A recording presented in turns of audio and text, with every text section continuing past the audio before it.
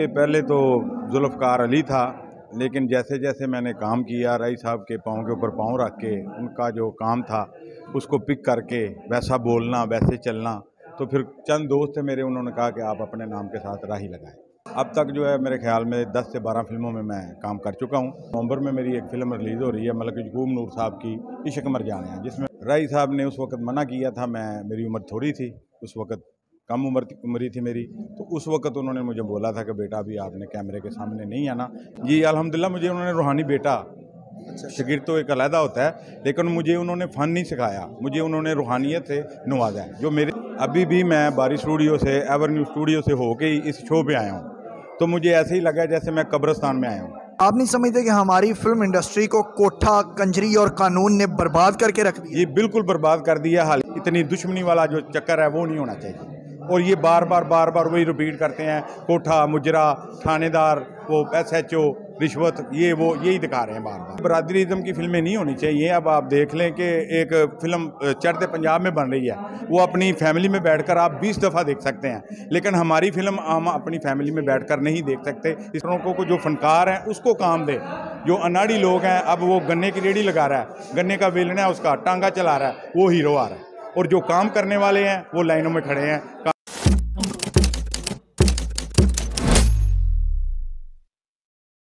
अस्सलाम वालेकुम नाज़रीन, मैं हूं कुर्बान प्रिंस और आप देख रहे हैं इनर पाकिस्तान। नाज़रीन, आज हमारे साथ पाकिस्तान फिल्म इंडस्ट्री का एक खूबसूरत नाम, एक खूबसूरत फनकार जुल्फ़कार राही साहब मौजूद हैं, जो सुल्तान राही साहब के शागिर्द भी हैं। उनसे गुफ्तगू करेंगे और जानेंगे उनके फिल्मी सफ़र के हवाले से। अस्सलाम वालेकुम सर। जी वालेकुम अस्सलाम। कैसे हैं आप? जी अल्हम्दुलिल्लाह कुर्बान भाई। जुल्फ़कार राही जी कैसे नाम पड़ा सर? जनाब, ये पहले तो जुल्फ़कार अली था, लेकिन जैसे जैसे मैंने काम किया रईस साहब के पाँव के ऊपर पाँव रख के उनका जो काम था उसको पिक करके वैसा बोलना वैसे चलना, तो फिर चंद दोस्त थे मेरे, उन्होंने कहा कि आप अपने नाम के साथ राही लगाएं। तो अब तक सर कितनी फिल्मों में काम कर चुके हैं? अब तक जो है मेरे ख्याल में 10 से 12 फिल्मों में मैं काम कर चुका हूँ, और आने वाले दिनों में नवंबर में मेरी एक फ़िल्म रिलीज़ हो रही है मलक यकूब नूर साहब की इश्क मर जाने हैं, जिसमें मैंने मेन विलन का रोल अदा किया है। सुल्तान राही साहब के साथ भी फिल्म करने का इत्तेफाक हुआ या नहीं? फिर रईस साहब ने उस वक़्त मना किया था। मेरी उम्र थोड़ी थी उस वक़्त, कम उम्र थी मेरी, तो उस वक़्त उन्होंने मुझे बोला था कि बेटा अभी आपने कैमरे के सामने नहीं आना, वैसे हमें देखकर सीखो। तो जुल्फ़कार राही साहब, आप हम कह सकते हैं कि सुल्तान राही साहब के गंडाबंद शागिर्द हैं? जी अल्हम्दुलिल्लाह, मुझे उन्होंने रूहानी बेटा, शागिर्द तो एक अलहदा होता है, लेकिन मुझे उन्होंने फ़न नहीं सिखाया, मुझे उन्होंने रूहानियत से नवाजा है, जो मेरे लिए आज बात से फ़ख्र है। तो किस तरह की पंजाबी फिल्मों में काम करना ज़्यादा अच्छा लगता है? विलन के किरदार ही किए 12-13 फिल्मों में, या फिर हीरो का किरदार भी किया?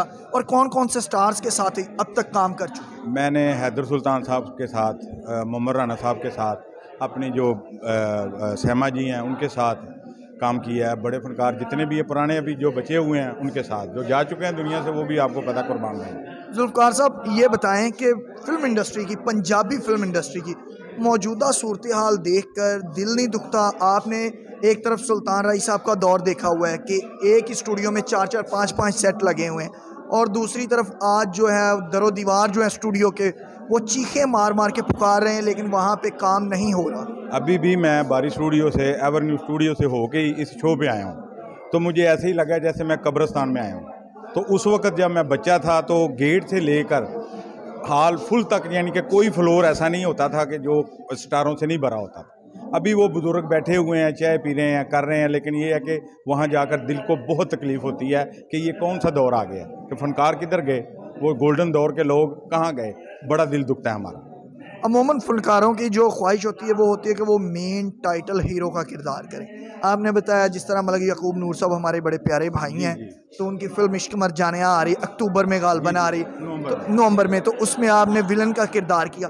तो विलन का काम तो ज़्यादा टफ नहीं होता हीरो की बजाय? हाँ जी, विलन का काम बहुत टफ होता है। हीरो का काम जो है वो सीधा साधा होता है, लेकिन हीरो को भी आना जो है वो कोई आसान काम नहीं है, लेकिन विलन जो आना है वो बहुत मुश्किल है। लेकिन आप जब पर्दे स्क्रीन पर कुर्बान भाई देखेंगे और आप खुद कहेंगे कि हमें ऐसे विलनों की ज़रूरत है।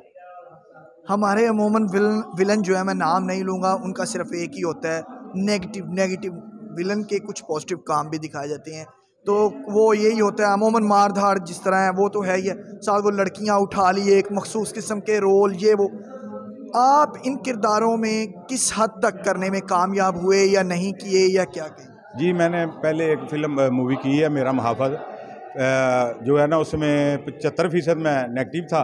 उसके बाद जाके जब मैंने वाइंड अप के करीब पहुंचा हूँ तो मैंने पॉजिटिव रोल किया। मौजूदा जो स्क्रिप्ट आ रहे हैं फिल्मों के, इनसे आप मुतमईन हैं जिस तरह की? नहीं, मैं मुतमिन नहीं हूँ। न्यू स्क्रिप्ट होने चाहिए। जो आजकल की जनरेशन है वो उस वक्त जफाकश लोग थे जो रई साहब की, सुधीर साहब की या कमल साहब की फिल्में देखते के, इकबाल हसन साहब की देखते थे, या पहला दौर था मुस्तफ़ा कुरैशी साहब का, वो बहुत जफाकश लोग थे।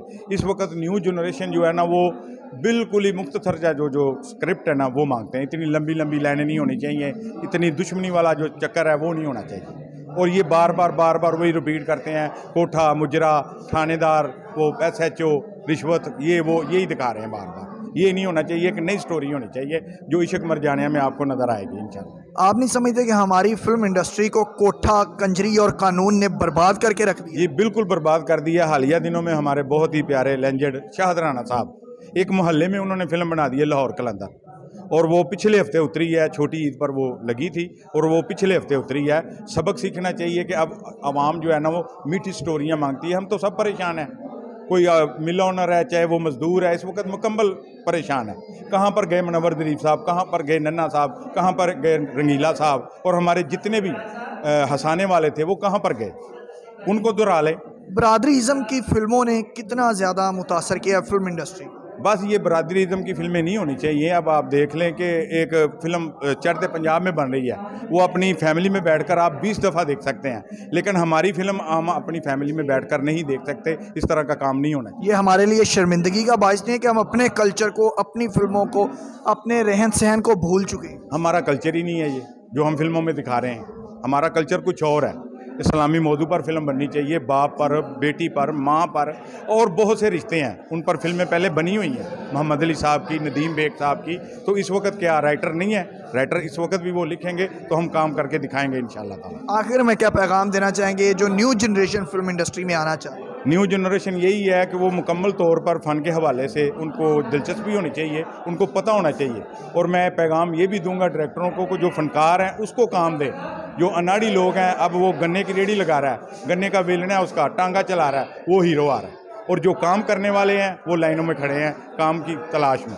तो खुदारा देखें कि जो फ़नकार हैं उनको उनका हक अदा करना चाहिए कि कैसे होना चाहिए। बहुत शुक्रिया जी। नाज़रीन, आपने जुल्फ़कार राही साहब की खूबसूरत गुफ्तगू सुनी, जिन्होंने कहा है कि जो फिल्म हदायतकार हैं या फिल्म साज हैं, उन्हें जिन लोगों के अंदर टैलेंट मौजूद नहीं है उनको काम नहीं देना चाहिए, बल्कि उन लोगों को काम देना चाहिए जो इस किरदार में करने का हुनर जानते हो, जो अपनी अदाकारी के जौहर दिखाने जानते हो। उम्मीद है हमारी आज की ये वीडियो, आज का ये इंटरव्यू आपको पसंद आया होगा। इसी के साथ कुर्बान प्रिंस को जुल्फ़कार राही के साथ दीजिए इजाज़त। अल्लाह निगहबान।